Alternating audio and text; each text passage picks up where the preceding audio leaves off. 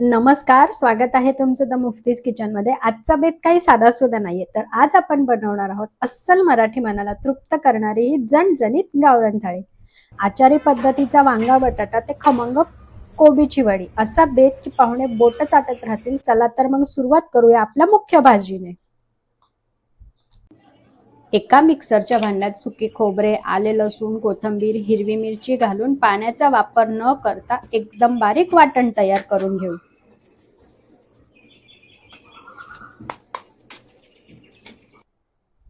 आता कुकरमध्ये थोडे तेल गरम करा, त्यात जिरे, मोहरी, हिंग आणि कढीपत्ता टाका।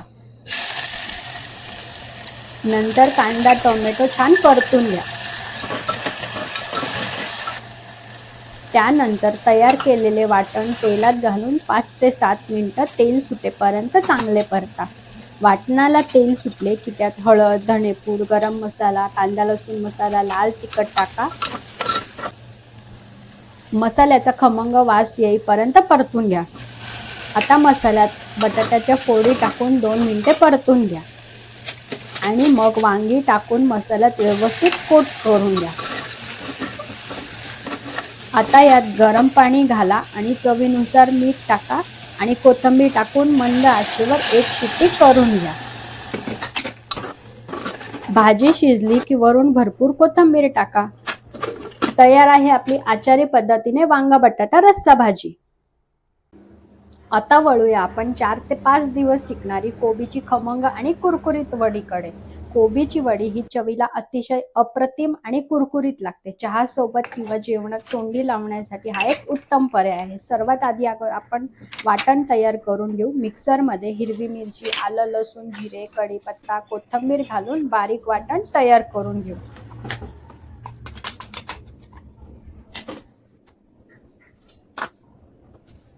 त्यानंतर कोबी खिसून किंवा चॉपरमध्ये बारीक करून घ्या। एका परातीत कोबी, कोथिंबीर, तयार केलेले हिरवं वाटण, लाल तिखट, हळद, मीठ, ओवा, हिंग आणि तीळ घालून एकत्र करा। आता त्यात बेसन पीठ आणि तांदळाचे पीठ घालून व्यवस्थित घट्ट पीठ मळून घ्या। एका चाळणीला तेलाचा हात लावून घ्या। पिठाचे लांब गोळे तयार करून चाळणीत ठेवा।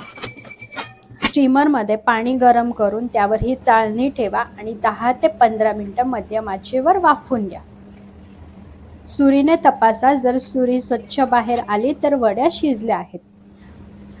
वड्या पूर्ण थंड होऊ द्या, त्यानंतर त्याच्या वड्या कापून घ्या। कढईत तेल गरम करून ह्या वड्या मध्यम आचेवर शॅलो फ्राय किंवा डीप फ्राय करा आणि दोन्ही बाजूने मंद आचेवर सोनेरी आणि कुरकुरीत होईपर्यंत छान तळून घ्या। तयार आहे कुरकुरीत कोबीची खमंग वडी।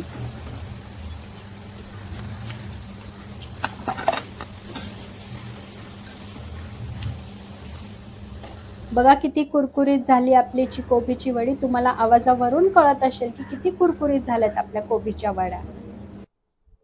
आता वळूया खीरकडे।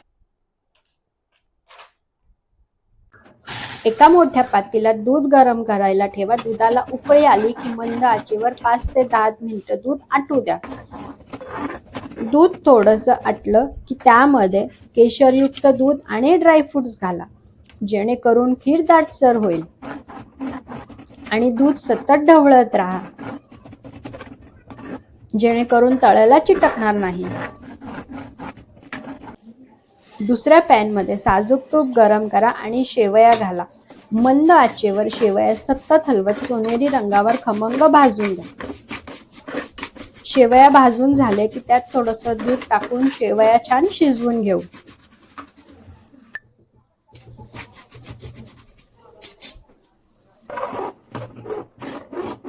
दूध आपल्याला सतत ढवळत राहायचं आहे। आता गरम केलेल्या दुधात शेवया हळूहळू टाका। मध्यम आचेवर शेवया दुधात 5 ते 7 मिनिटं शिजू द्या। शेवया मऊ झाले की त्यात साखर घाला चवीनुसार आणि सतत ढवळत राहा। साखर विरघळली की त्यात वेलची पूड आणि वरून थोडेसे ड्रायफ्रुट्स घाला। खीर 2 ते 3 मिनिटं अजून उकळा आणि मग गॅस बंद करा। तयार आहे आपली शेवई खीर। आता वळूया आपण वरणकडे। हिरव्या वाटणाची डाळ कशी करायची चला बघूया. मिक्सरच्या भांड्यात कोथिंबीर, हिरवी मिरची, जिरे, आले, लसूण, सुकी खोबरे घालून एकदम बारीक हिरवे वाटण तयार करा. कुकरमध्ये शिजवलेल्या डाळ रवीने छान घोटून द्या. कढईमध्ये तेल गरम करा, त्यात मोहरी, जिरे तडतडू द्या. मोहरी जिरे तडतडले की त्यानंतर कढीपत्ता आणि हिंग टाका. आता तयार केलेले हिरवे वाटण टाकून फोडणीत घाला.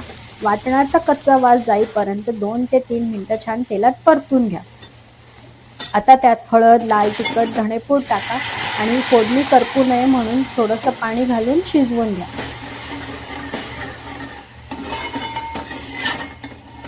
फोडणीत घोटलेली डाळ ओता आणि चवीनुसार मीठ आणि छोटा तुकडा गुळचा घाला.